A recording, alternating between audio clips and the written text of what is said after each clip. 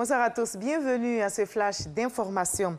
Le stade olympique de Bimpe, fruit de la coopération sino-ivoirienne, a été inauguré hier par le président Alassane Ouattara, les membres du gouvernement, des personnalités du monde du football et des chefs coutumiers ont pris part à l'événement. Ce joyau architectural, fierté des Ivoiriens et du continent africain, a été baptisé Stade Alassane Ouattara.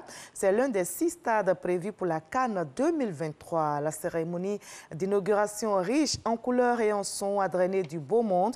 Le chorégraphe ivoirien Georges Momboy a fait vibrer le public avec une fresque composée de 700 figurants et danseurs. Le choc inaugural à Sec Africa s'est soldé par la victoire des Mimos 2-0 face à l'éternel rival, l'Africa Sport d'Abidjan.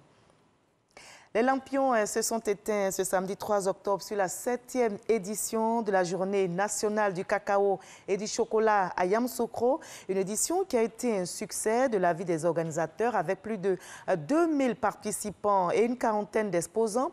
Le ministre de l'Agriculture et du Développement rural, Kobena Kwasi Ayoumani, a réitéré l'engagement du gouvernement à soutenir les producteurs, notamment en veillant à faire respecter le prix du kilogramme du cacao fixé à 1000 francs CFA, comme l'a annoncé le chef de l'État. C'était à l'ouverture de cette journée.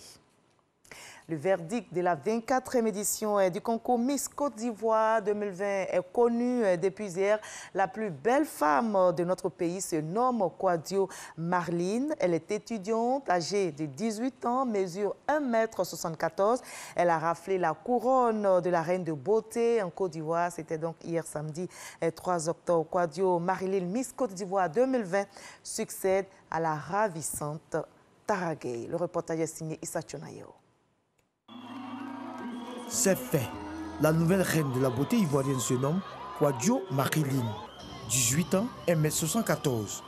Étudiante en première année de BTS Tourisme, elle obtient les faveurs du public par le voting et celles du jury par ses passages en tenue traditionnelle olympique et son adresse sur la thématique du jour. Elle succède ainsi à Tara Gueye, Miss Côte d'Ivoire 2019. C'était un rêve et ça depuis toute petite. Et Dieu merci, grâce à Dieu aujourd'hui, c'était réalisé. Je suis vraiment contente. L'édition 2020 du concours de beauté Miss Côte d'Ivoire est marquée par la crise sanitaire mondiale du coronavirus. Organisateurs et spectateurs se réjouissent de son bon déroulement. Je tiens vraiment à remercier particulièrement tous nos sponsors. Ce sont eux qui nous ont donné le courage d'arriver aujourd'hui à la soirée de ce 3 octobre. Les parents aussi qui nous ont fait confiance parce que aller à l'intérieur du pays avec le Covid, ça n'a pas été facile. En dehors de ce concours de beauté, c'est une aventure humaine. Et cette initiative est à saluer. Je suis convaincu d'une chose. Un jour, on aura comme Miss Univers une des Miss issues des Miss Côte d'Ivoire.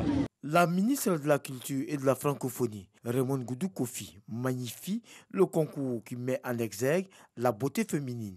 Quand, de son côté, Yolande Bakayoko, représentant la première dame, Dominique Ouattara, demande à la Miss et ses dauphines d'être des modèles à l'image de leur marraine. Mon souhait et ma conviction est de voir ce beau concours de beauté être le reflet le plus fidèle de l'attention que nous portons par conviction à la célébration de la beauté et plus particulièrement à celle de la beauté ivoirienne. Chère candidate, sublime Miss, vous représentez ce soir les 20 plus belles jeunes femmes de Côte d'Ivoire. Vous pouvez être fiers de vous. Sur cette scène, comme dans la vie active, il vous faudra donner le meilleur de vous-même, tout en ayant à cœur les valeurs de respect, de solidarité et d'excellence qui fondent le concours Miss Côte d'Ivoire.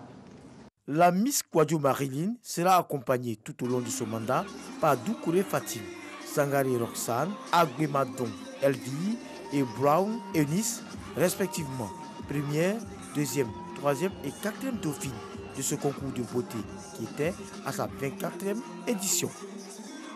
À l'étranger, les Guinéens se préparent à aller aux urnes le 18 octobre prochain pour élire leur président de la République. À 2 semaines de ce scrutin, le président Alpha Condé, qui se présente pour un nouveau mandat, multiplie les messages de sensibilisation à la non-violence. Lors d'un meeting qu'il a animé au Palais du Peuple, siège de l'Assemblée nationale à Conakry, il a appelé ses partisans à ne pas basculer dans la violence, à prôner plutôt des discours de paix face aux tensions politiques qui s'intensifient à quelques jours de la présidentielle.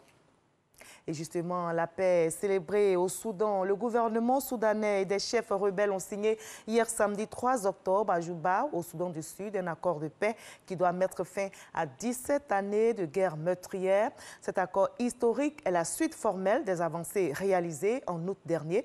Le texte prévoyait une transition de 3 ans pour mettre en place un partage du pouvoir. La paix ouvrira de larges horizons pour le développement, le progrès et la prospérité, déclaration du Premier ministre soudanais. Et c'est dans la paix qu'on va se retrouver à 20 h pour la grande édition. À tout à l'heure.